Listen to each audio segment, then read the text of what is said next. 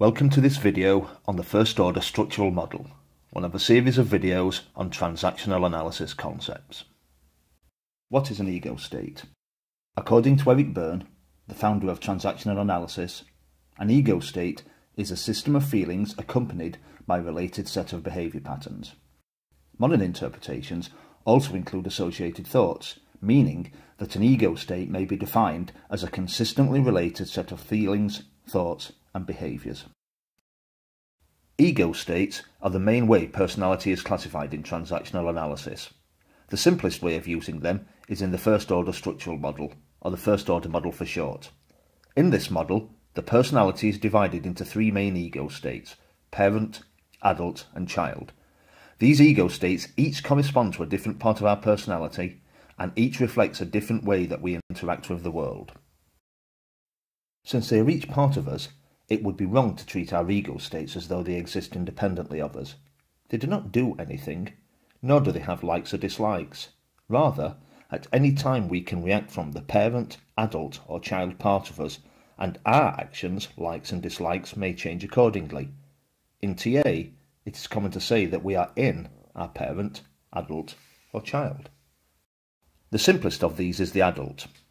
When in our adult ego state, we feel, think, and behave in an adult way, rationally responding to people and events in the here and now without being unduly influenced by the past. As an example of this, Claire, a company manager, has been asked to write a report on a department. As she checks facts, seeks information from colleagues, and writes the report, she is acting as an adult, making rational judgments and decisions and responding appropriately in the here and now to new information. We can say that as she behaves this way, she is in her adult ego state. When in our parent ego state, we think, feel, and behave in ways copied from parent figures. These parent figures may be our parents, but they may be grandparents, aunts, uncles, teachers, or any other caregiver. Indeed, anyone that provided a parental influence may qualify. In this way, even figures from films or television can be parent figures if their influence was sufficiently powerful when we were young. When we copy these parent figures, we often do so unconsciously. Continuing with the example of Claire, after one of her junior staff members tells her that he's too busy right now to provide the information she needs, Claire responds by saying, "That's no good. If you don't know what I say and give me those figures, you're in trouble." As she says this, she has slipped into a parent ego state and is unconsciously replaying the way a parent figure acted in a similar situation when she was a child, perhaps towards her. When in our child ego state, we feel, think, and behave as we did when we were children. As with when we are in our parent ego state, this is usually not a conscious decision. We can be in our child ego state without being aware that we are. Continuing with the example of Claire, she discovers that the deadline for her report has been brought forward and that she must have it in by the end of the week. When she gets the news, she breaks out in a cold sweat, feels sick, and thinks, "I'll never get it in by then. Everyone will think I'm stupid and laugh at me."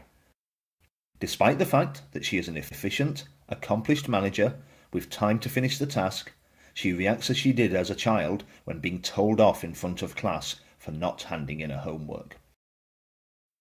It is important to understand that we can quickly switch between ego states. Depending on the situation, we can react from multiple ego states in a very short space of time. In our example, after a few minutes of worrying about the new deadline from her child ego state, Claire takes time to assess the situation and thinks, "This is silly. I'm good at my job, and I've beaten shorter deadlines before. I can do this."